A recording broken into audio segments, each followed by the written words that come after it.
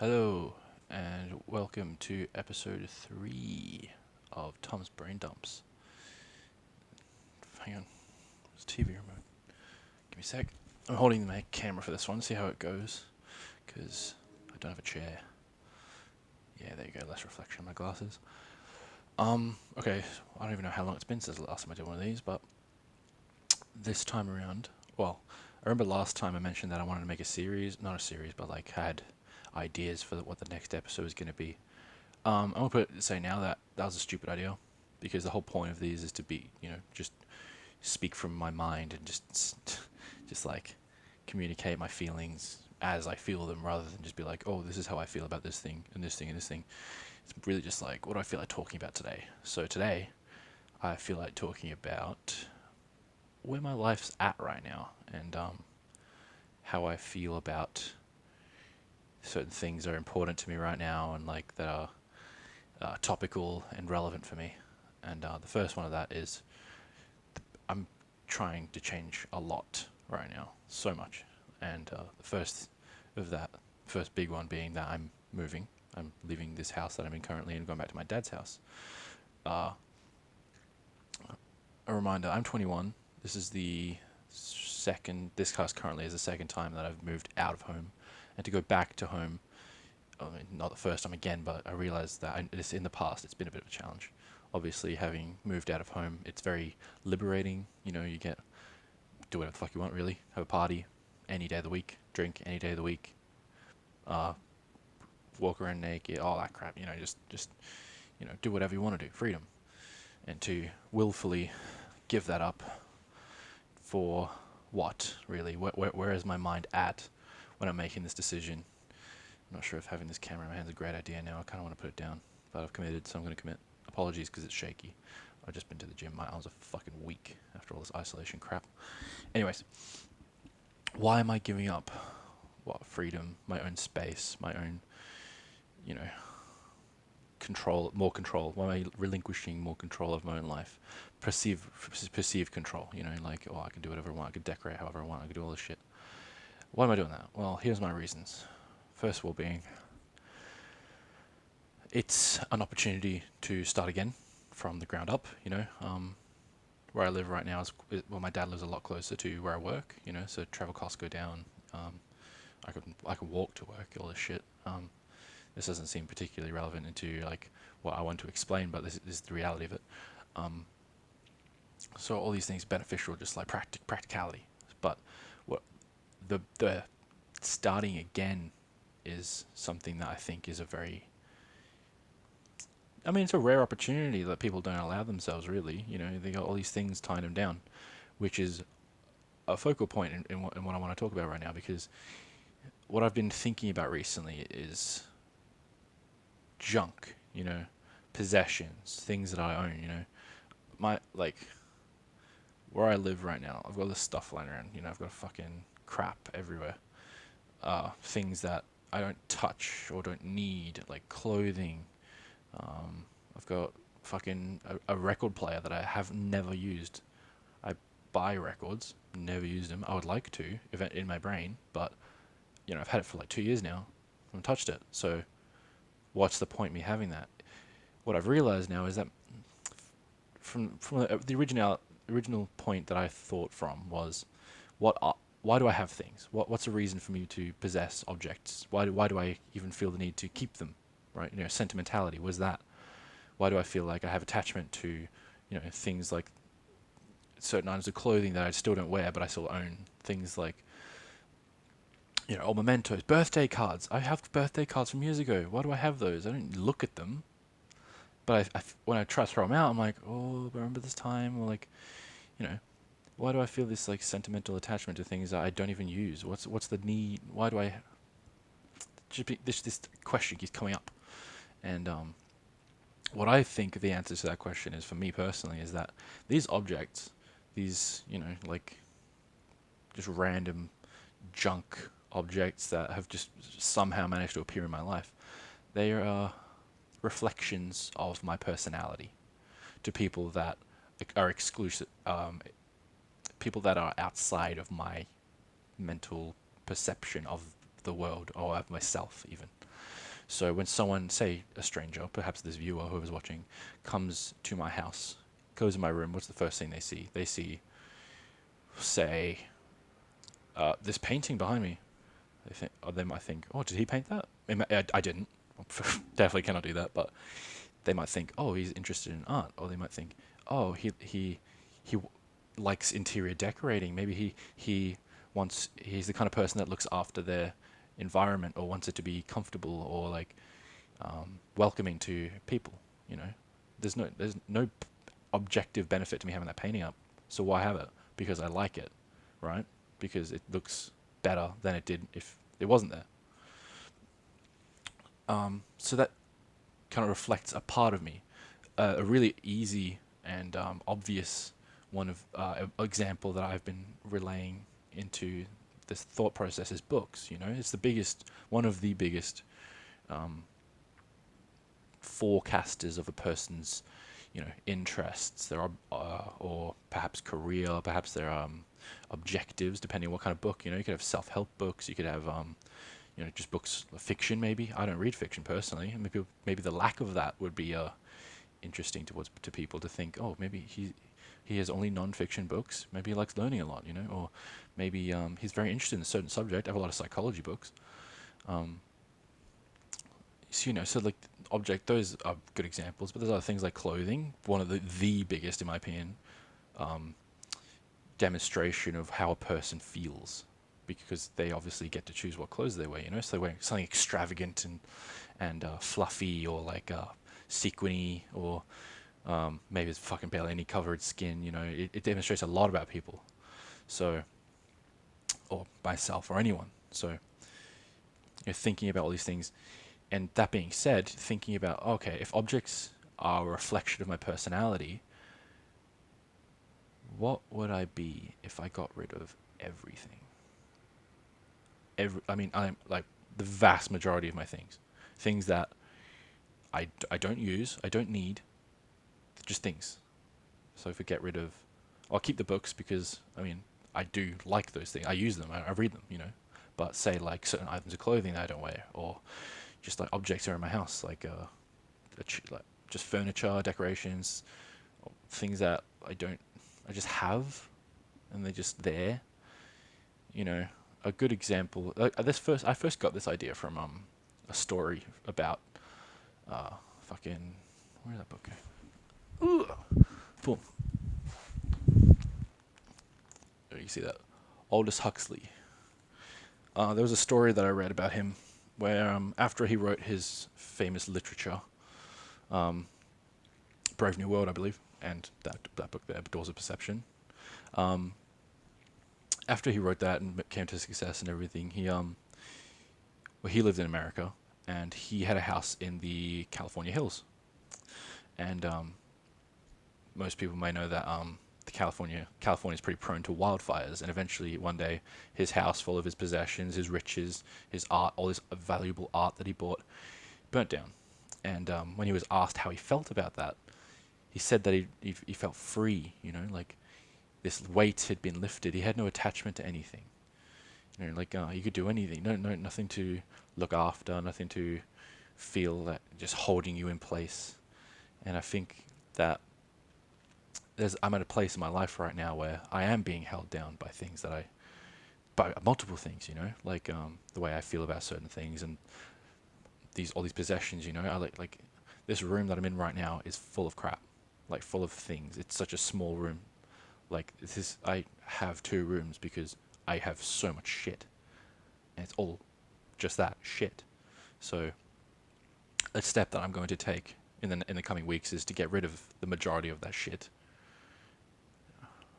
Included in that are things like a gaming console, which I do own, this headset being part of that. So I'm probably going to get a microphone. Because, I mean, there are things that I like. Like, books is one thing.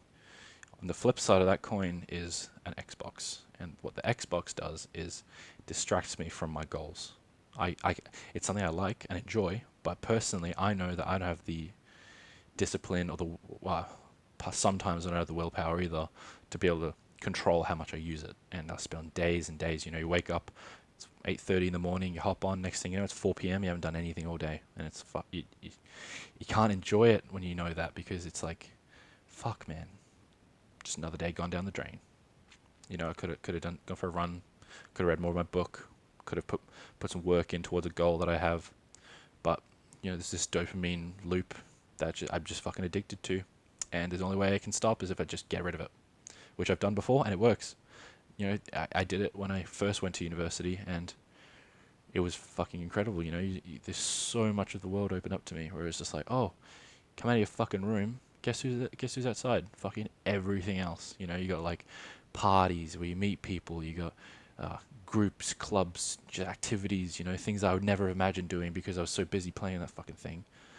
But now it's like the world is more than a fucking oyster. I'll tell you that. But apologies for someone swearing, by the way. I don't know.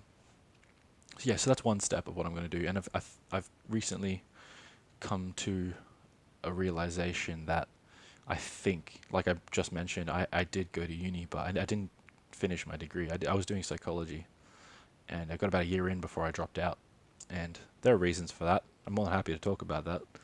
Um, Fuck it, let's go into it. So, as you might be able to tell by me making this series, I'm very interested in the human mind, my own particularly, which is probably why most people go into psychology. Most people go into psychology like, fuck, I want to fix myself. Oh, holy shit, man, I got all this depression and anxiety. What do I do? I mean,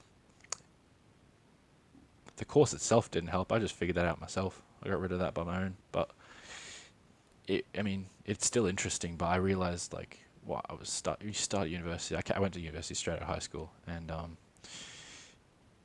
straight out of high school, straight into university. No time off. No, oh, maybe I'll live my life a bit. No, just straight to study. And I mean, in high school, I wasn't exactly much of an academic either. I do like learning, but I mean, like, who enjoys school learning? Really, it's not exactly the best way to learn anything if you're devoid of passion and genuine interest, and the information is conveyed by someone who probably have a better conversation with a brick wall, to be honest. But I digress. Yeah, spent a year at uni.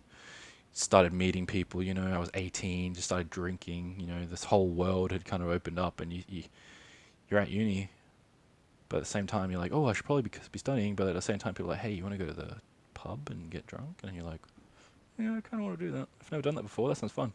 Next thing you know, you're not going to your lectures, and it's like, fuck. And you really got to reevaluate. Am I really gonna? What do I want to do right now? Do I want to dedicate my time to something I'm not really committed to, or do I want to put the brakes on, enjoy myself, and maybe come back to that? And that's what I did. I dropped out after a year. I spent the rest of that year partying my tits off. It was interesting. A lot was learned. A lot that needed to be learned. A lot of disappointment to people, myself and other people. My family, obviously. But to be fair, what did you fucking expect, really? You just chuck some kid who doesn't even know what the fuck he's doing into uni, and oh, go study. Okay, but what about the rest of my life? No, fuck that. You just study. That's what you do. That's what you do as soon as you leave school. But anyway, learning experience again, and having done that, gaining a student debt. Luckily, I live in Australia, and I only pay for the units I did, so I've only got about $6,000 to pay off. Not too bad. So yeah, dropped out, and now I finally feel like, that was 2018. It's 2020 now. 2 years later, I finally feel like I'm ready. I've lived my life to a point where I feel like I'm ready to dedicate a bit of it, to something that I'm kind of passionate about, which I've decided is philosophy instead of psychology. And it's pretty much the majority of what I've talked about on this thing, and I feel like it is something I'm genuinely passionate about, as it's something I just think about constantly. Am I doing the right thing? What is the right thing? All these questions just keep popping up, and I thought about it deeply the other day, and I was thinking, like, what am I going to do with the answers to these questions?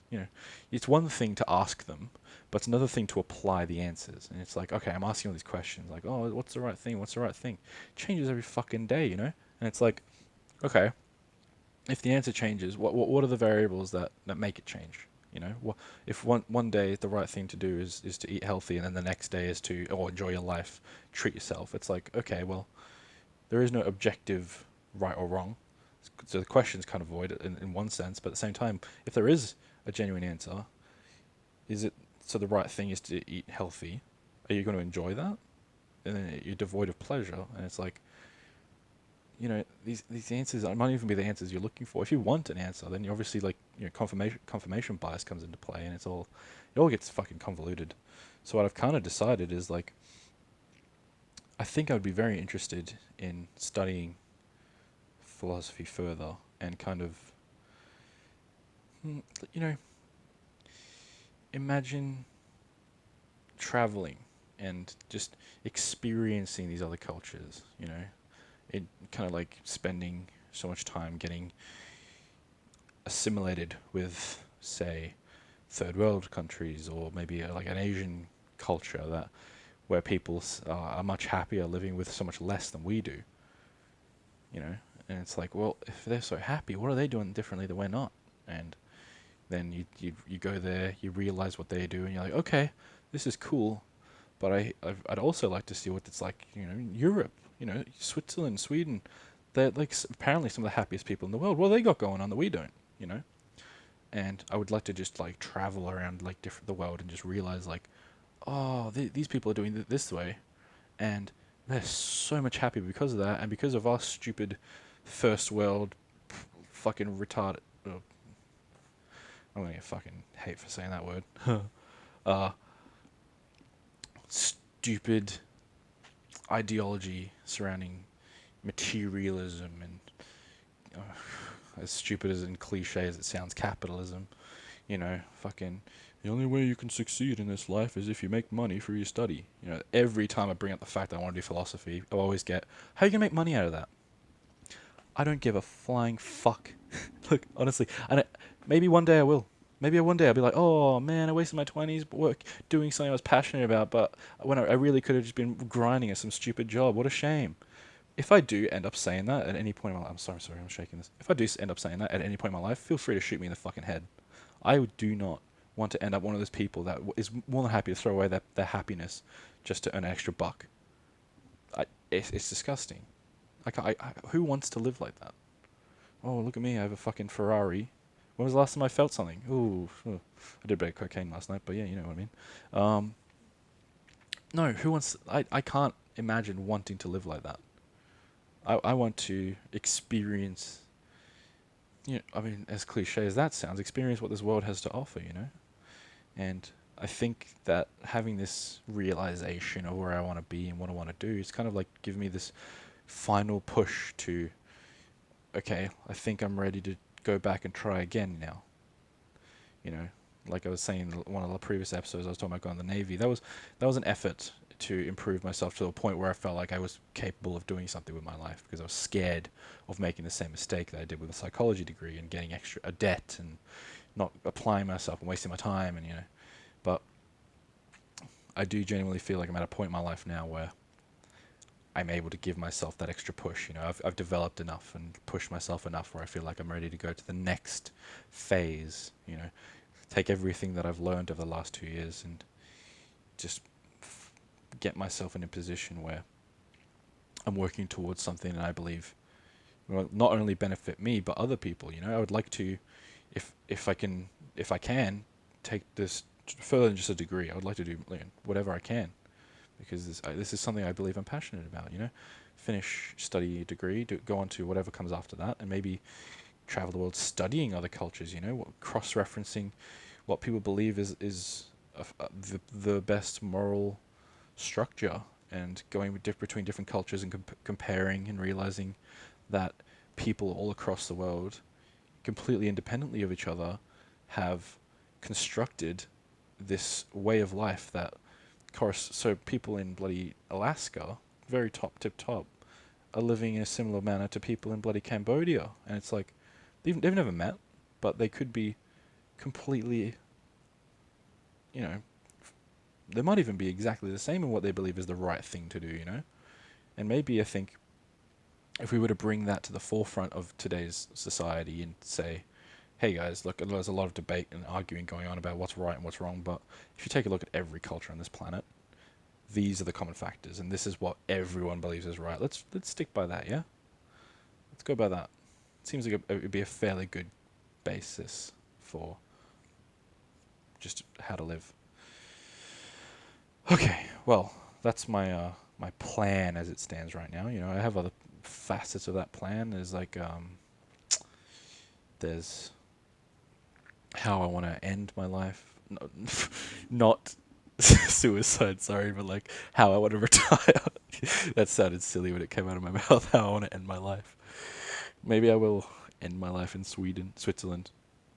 Switzerland is where I want to end up potentially. You know, like nice green pastures, big rocky mountain faces where I can go rock climbing, a little wood log cabin, living by myself. Maybe I'll talk about that as well. You know, it's very odd. For me personally, I've talked about this the last time, I believe, where I was talking about how I am a very, you know, isolated person. You know, I believe I'm an extrovert, but in terms of my connections to people, I believe I am pretty isolated. There are not many people in my life that I believe I'm very closely attached to, if any, which is, I know, horrible to say, especially if you're listening to this as one of my friends, but it's the truth, and that's not your fault. It's my fault from, or not, no, it's no one's fault. It's just how I've developed as a person, and it's due to past trauma and experiences in my life where people have fucked me over.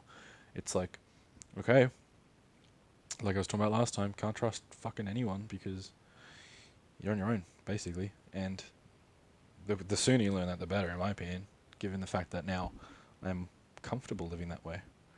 But, you know, when I do think of my retirement, I do think of myself as someone who's going to be alone. Like, I don't see anyone else there with me. Barely, not even a kid, fuck no, definitely not. But, you know, a partner or anything. It's like, no.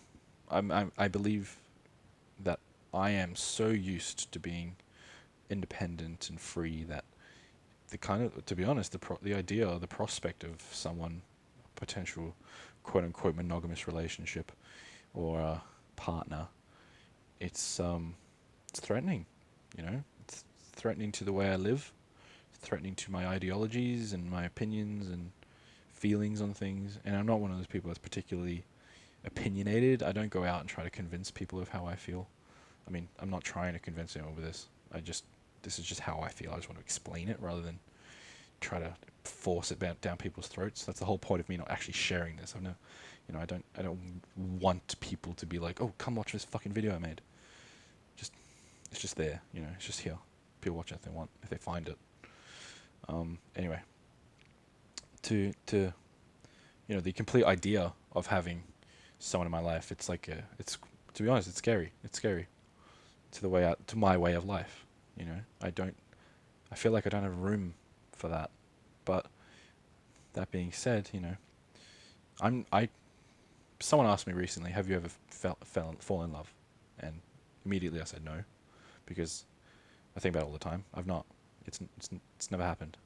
I thought I have, and I've said it to people, foolishly, with little to no regard for the consequences, foolishly again. But when I look in hindsight, that wasn't love. And I honestly, if it was, it's not really that good. But again, don't take offense if any of my exes are listening to this. I mean, you know that there's no way it could have been, given the fact that it was. I mean, my longest relationship to date is 4 months. You know, is that long enough to fall in love with someone? Debatable, but in my personal experience, probably not. True love, at least, I guess. There's infatuation, but that's different. And, you know, I've been single now for like 3 years. My last relationship ended in February 2017. 2017, yeah. So, and since then, I made a decision. You know, well, I was 18. Who wants to get in a relationship at 18? Not me. I was just like, no, man, I'm young. I got into the relationship, and I was at first starting uni, and there's so many people around that I was attracted to, and I was like, fuck, I can't do anything about this. I'm in a committed relationship.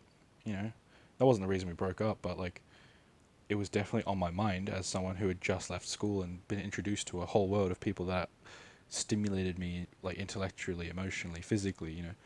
And it's overwhelming, and you're like, fuck. Kind of seems like a bit of a waste of time to be in a relationship right now. So I decided, like, I was going to commit to being single, and, like, 18, I was like, I want to do all the things right now that I wish I would have done in the future when I'm in a committed relationship. People are like, ooh, all these, weird sexual ideas or, like, experiences that people wish they had when they were younger, but they never did because they dated someone in high school or something. That was my mentality. It was like, yeah, I'm not allowing myself to have these regrets in the future, so I'm going to get that shit out of the way now. And, it's been 3 years, and a lot of that has been achieved, and now I'm thinking, shit, man. I miss. If anything is missing in my life, it's intimacy. These are attachment issues that I have. But now it's like I'm so used to being alone that it's like, how do I manufacture space for someone? How do I allow that in my life without being hurt again by anyone? But also, like, it's a completely new experience. I'm gonna make a fool of myself. I can accept that. I'm gonna be a fucking dumbass. Like, I know in the past, when in my own relationships and people that I've met, I've only met a handful of people in the past 3 years that have made me kind of think, fuck, this person's like really awesome. And it's kind of like this weird feeling in my chest where it's like, damn, dude, this is a really cool person, but it's like, it's a conflict where I'm like, shit, is this someone I want to potentially make myself that's a wall that I haven't taken down before, really, given the fact that my own last relationship was 4 months long. Oh, well, my longest, at least. My last relationship was 2. That's a wall that hasn't come down for me, and it's like, it's scary. It's like, holy shit, if I let this person in, I could be crushed in ways I have never been crushed before. And, it's a trauma that I might not. I believe, I'm confident that I'll be able to bear it, but you know, you never know, really. I'm open to the idea that I'm going to get cut deep.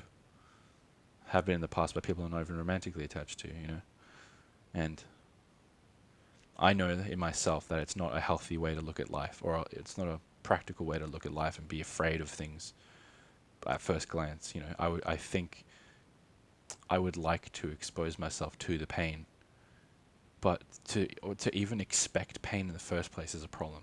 I think, to be like, oh, I'm going to go into this experience, but I'm probably going to get hurt. It's like, it taints it. It's like not pure, you're not really enjoying it because you're waiting for someone to come out with a fucking knife and stab you in the back. And it's like, you can't really enjoy the moment if you're too worried about the future.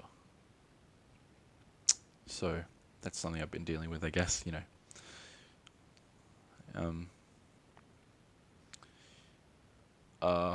I've only got 2 minutes left to be able to finish this off.